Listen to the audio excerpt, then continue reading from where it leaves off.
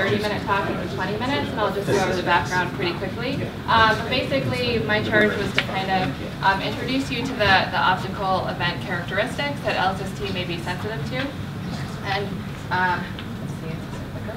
Okay, so I'll go very quickly over the background, introduce you to the two main counterparts that we want to follow in the optical with LSST, kilonova and off-axis afterglows, and talk about all the models that are in the literature, kind of a vanilla models, compared to what LSST can do.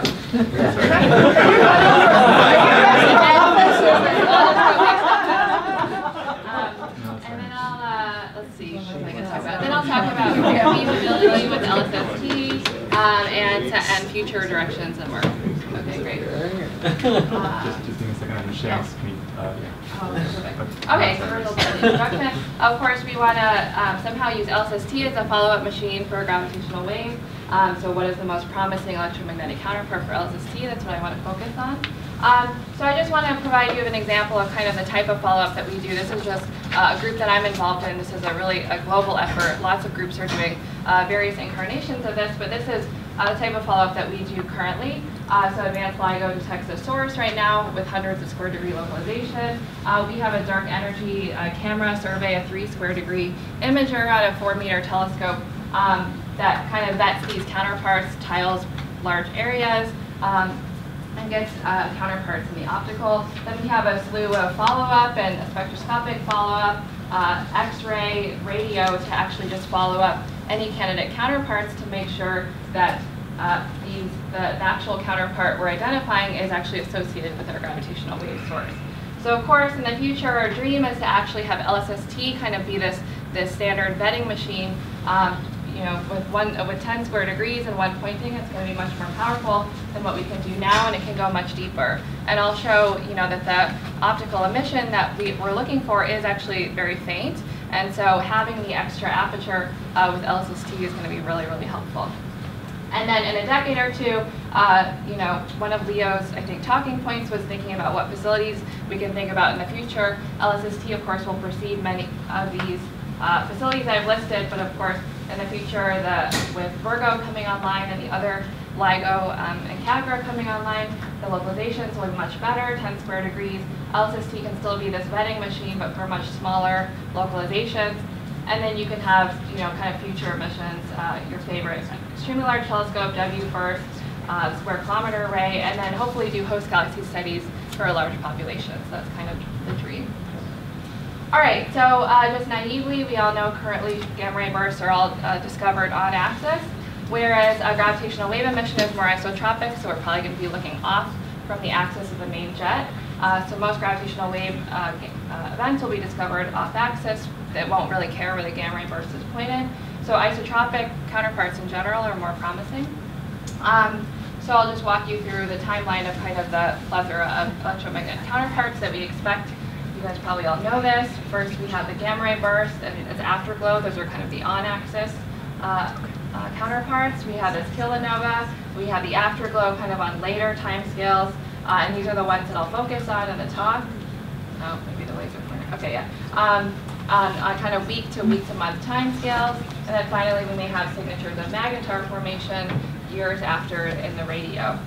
And implicit with this magnetar formation, there may also be an X-ray or UV signature early on that you can talk to Daniel more about. Okay, so these are the most well-characterized. Of course, I won't focus on those. This talk will mainly just be about these two counterparts, the kilonova and afterglow, off-axis afterglow. Those are the main sources of optical emission that we would want to look for. Okay, so kilonovae, I'm sure we all know, that's from the buildup of very heavy elements via the rapid R process, and there's radioactive decay. There's great debate and great theoretical work, kind of this explosion of theoretical work in the past few years as to whether these are red or blue. And by red or blue, I mean, are they near-infrared bright? Are they optically bright? Are they somewhere in between? And for more kind of the Bible on all of the uncertainties, Brian actually has a really nice kilonova handbook that outlines all of the uncertainties in these various models.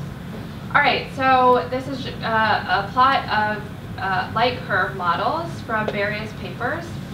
This is AV magnitude versus time, and I basically just took kilonova models from all of these different papers. Each of these gray regions represents just the range of models considered in that paper.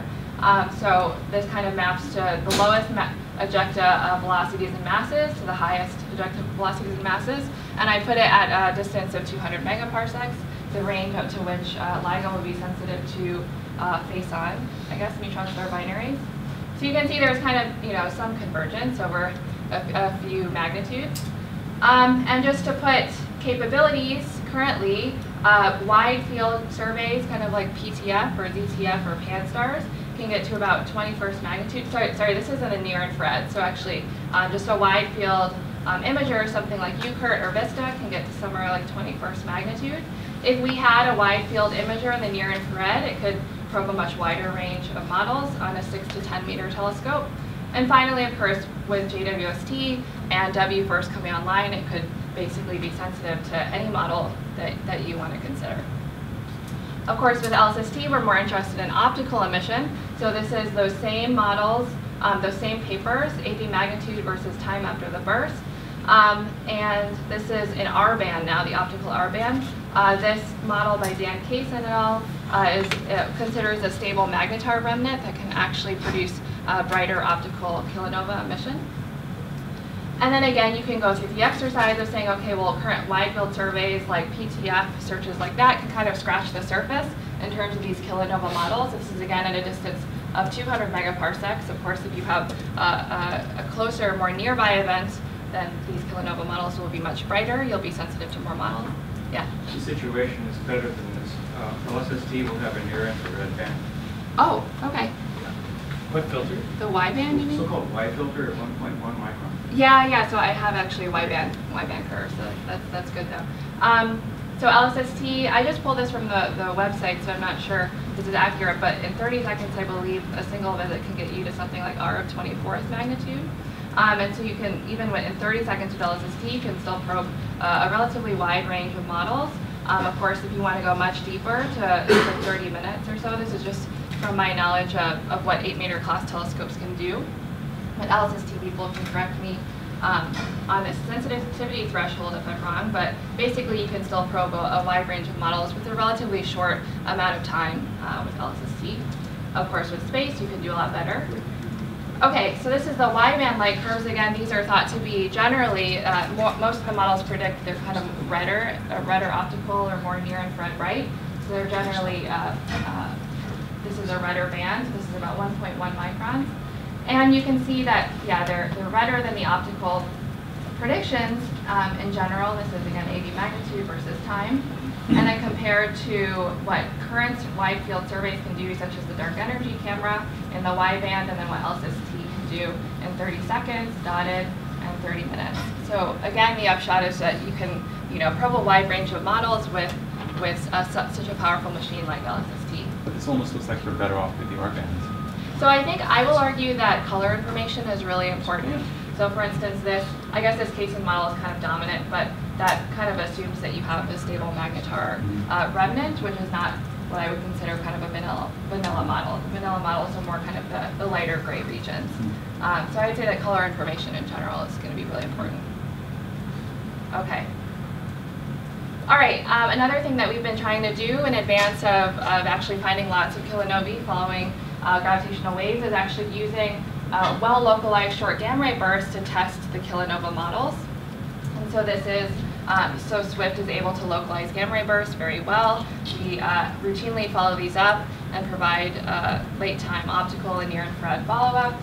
That's kind of too detailed, but so this is just a slide for testing the current era of models. This is now those same kilonova models as I showed before in the optical and near infrared. This is optical luminosity versus time, rest frame time, and near infrared luminosity versus rest frame time. These are all of the limits that we've been able to place from short gamma ray bursts. Most of these short gamma ray burst searches were optimized for afterglow emission, so they're kind of relatively shallow. And in the optical and on earlier time scales, we've been able more recently to place some deeper limits at later times.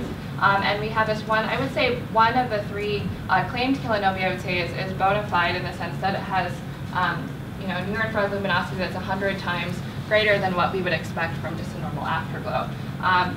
And so that one's right here, and it's a relatively bright kilonova detection.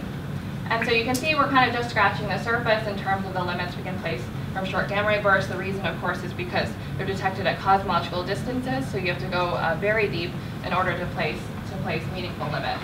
So, but in order to not violate observations from short gamma ray bursts, it seems like the models can't get too much brighter. Okay, so that was kilinovae, so off-axis afterglows.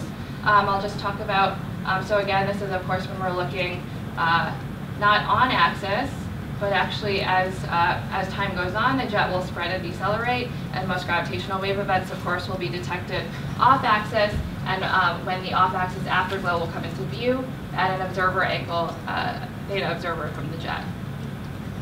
And so in general, a larger observer angle translates to a fainter afterglow, and this is really work done by Andrew's group at NYU. And so I just stole light curves from their public NYU afterglow library and put them at 200 megaparsecs. These are just off-axis afterglows for a range of observer angles. So it goes all the way from on-axis, the lightest curve, all the way to 45 degrees off-axis. This is again at 200 megaparsecs, and I just chose the R band to be relevant for LSST.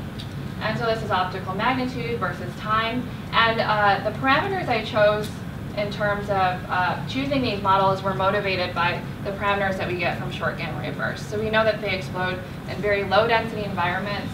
They have jet energies of about 10 to the 49, 10 to the 50 ergs. Opening angles for the few measured of about 5 to 10 degrees. And then I've chosen a range of observer angles. So these are resultant light curves. And again, I can place the limits that we can reach from shallow, kind of 1 to 2 meter class surveys like PTF or PanSTARRS now. And so this is kind of the level. So those types of surveys are mainly sensitive to these on-axis afterglows, or even maybe 10 degrees off-axis. Whereas if you have a machine like LSST, again, you can go to R band of something like 24, 24 and a half in just 30 seconds, and you can start to scratch the surface of this 20-degree off-axis model. And you can see really it's a very steep function of observer angle. So if you go 45 degrees off-axis, there's no way that we'll ever really be able to see that unless we at 200 megaparsecs. And then again, if we go deeper with LSST, we can do a lot better and actually hope to characterize events with less than 20 degrees off-axis. So the point I want to make with this is that I think the shallow surveys can do really well with anything, theta is less than 10 degrees or so. You really need something like LSST to probe a wider range. But you can notice the time scale. So compared to kilinovae, which have generally rise times of less than 4 days and evolve on kind of less than 10-day time scales, the farther off-axis you go, the fainter you go, but then also, this is a peak of about 20 days after the merger. And so that, it takes a while for the afterglow to actually come into view, and you don't really need super rapid TOO to be very sensitive to these off-axis models. And so the point I want to make is that given kind of these fiducial short gamma ray burst properties, you don't really need super rapid TOO. In the sense, I don't even think you need a less than 10-day response time for LSST. So I can imagine a situation in which all of these wide field surveys that will follow every single gravitational wave event will be able to say, okay, if there's off-axis afterglow emission, it has to be greater than 10 or 15 degrees off-axis. Then you can go and use LSST to do that follow-up. Yeah. For these longer timescales, the afterglow signal becomes less distinctive. So what are the backgrounds that you worry about if you're looking for off-axis emission? Yeah, no, so that's definitely good. So I haven't seen any. I've seen those feasibility studies for kilinovae because they have those distinct red colors. I haven't seen as many feasibility studies for using for the timescales and colors of off-axis afterglow. So that's definitely would be a concern. Off-axis, do you still have the sort of distinctive blue colors? Yes, okay. Yeah, so it would still be, the same colors as what you would expect for on-axis afterglows. Oh, and another thing, actually I'll get to the next slide, but you can have the added bonus of having multi-wavelength confirmation, so in the radio, in the X-rays. You just made a very good point.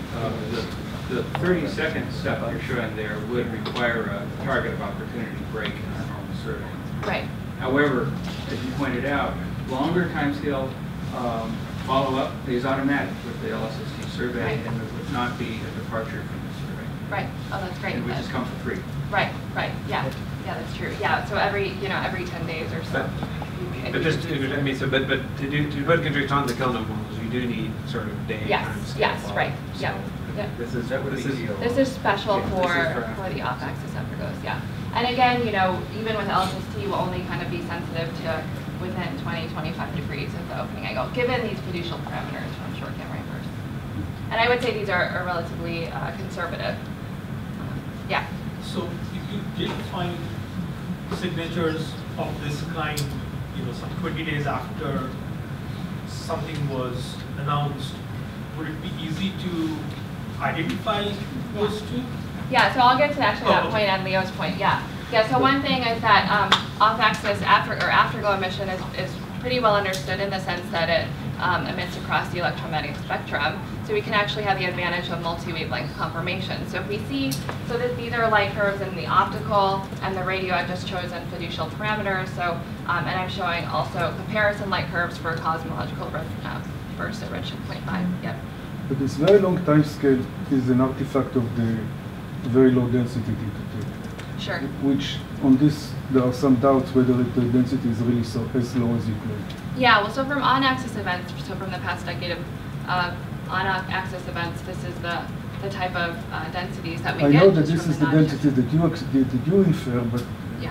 we have some problem with these Okay. densities. Okay. So if you take higher densities, then this really shift the time scales to much shorter time scales. Mhm. So all these conclusions you should at least present what is happening if you go to higher densities. Sure. Okay. Yeah, I don't have those like curves. I'll just say available. during the discussion that in the Afterglow library you can do higher density. Of course you higher can do, densities, yeah. but Yeah. So the answer Yeah, is I haven't pulled it that. is Yeah, not so late. It is not as late as.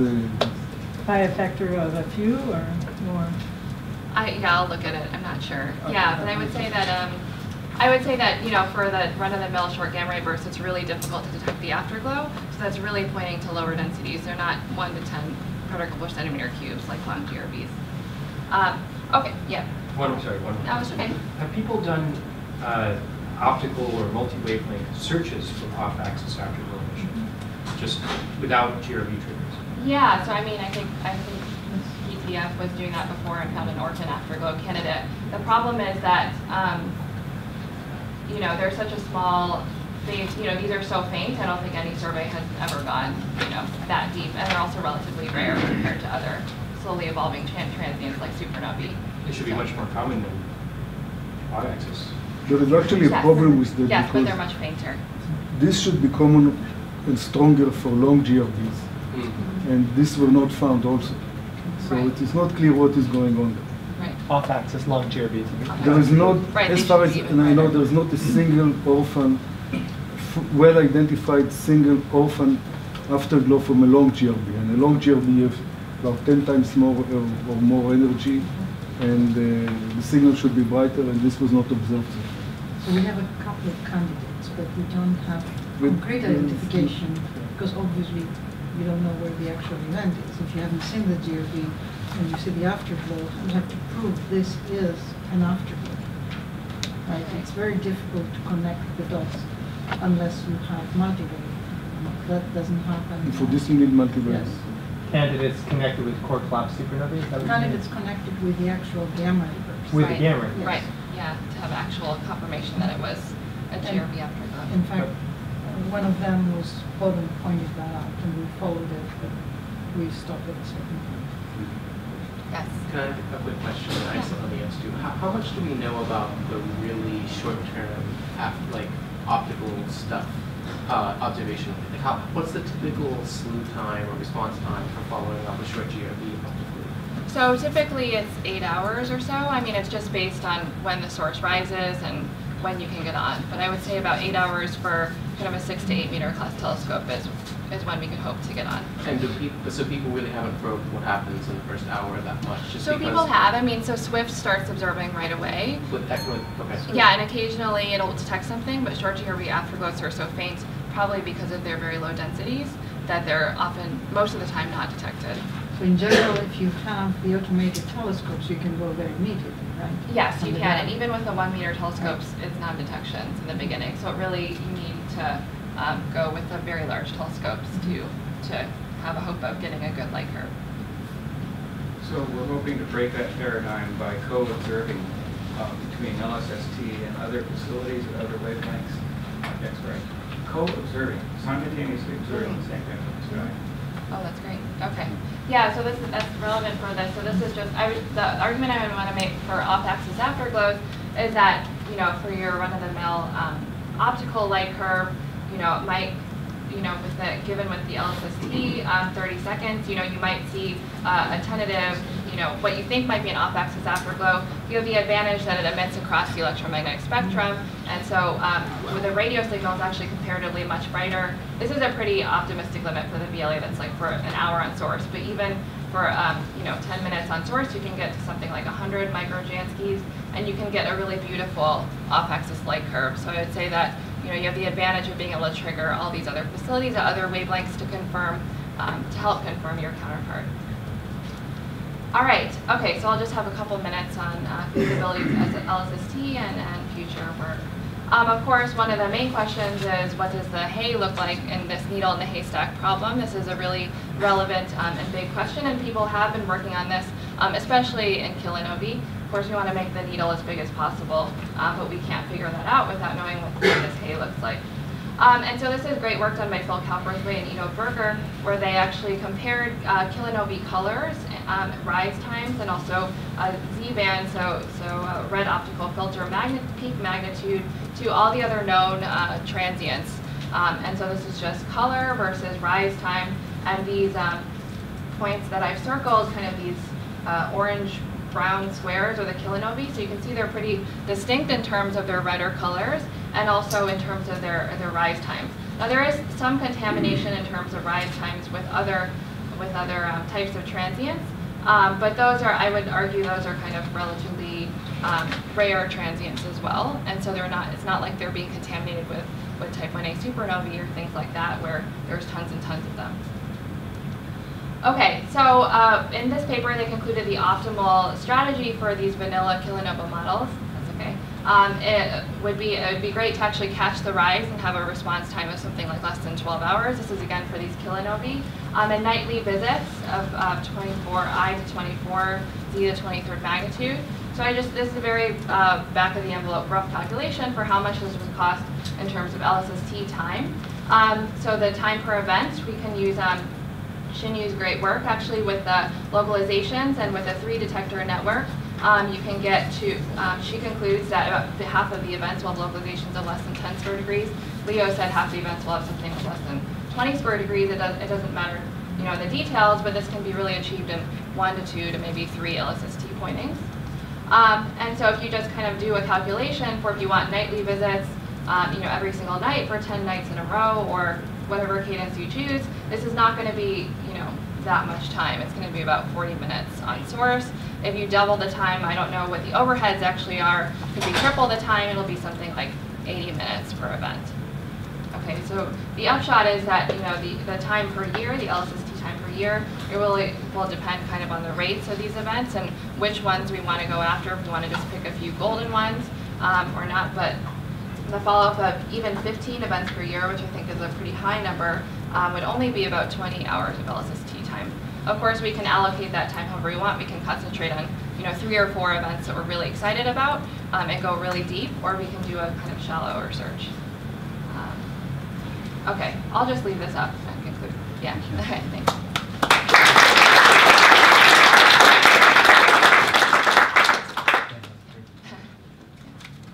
If you change the density from this value of about 10 to the minus 3 to 1, which according to our analysis of the same data is completely acceptable, then you change the time scale by 1 order of magnitude. So instead of talking about 2 weeks or 20 days, you're now at 2 days, which is back to the same time scale as the macronova. So as far as I can see it, it is not guaranteed that these 20 days are there. It's based on a very strong assumption on how you interpret the current data.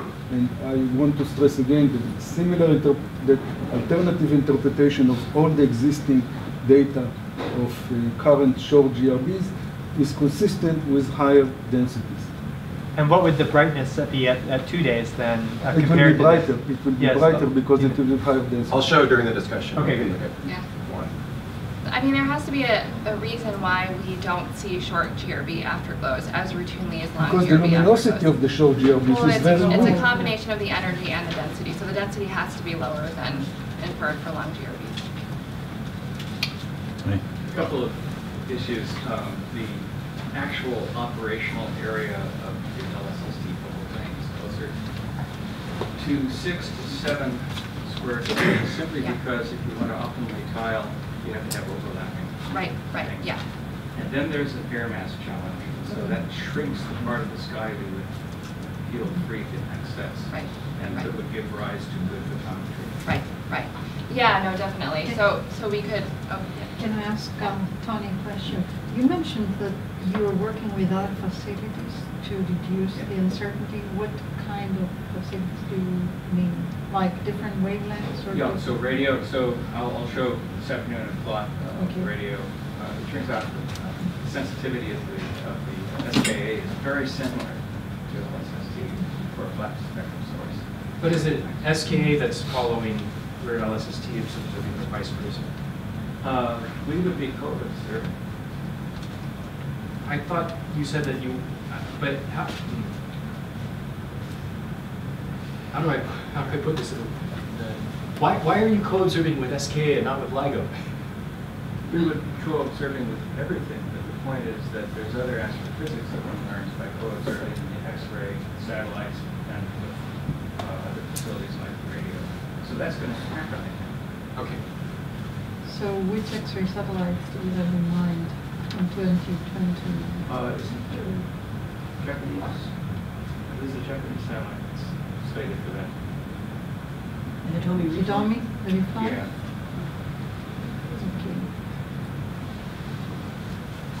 Okay. Okay, I think we can transition to the discussion where Wenfi will be part of it.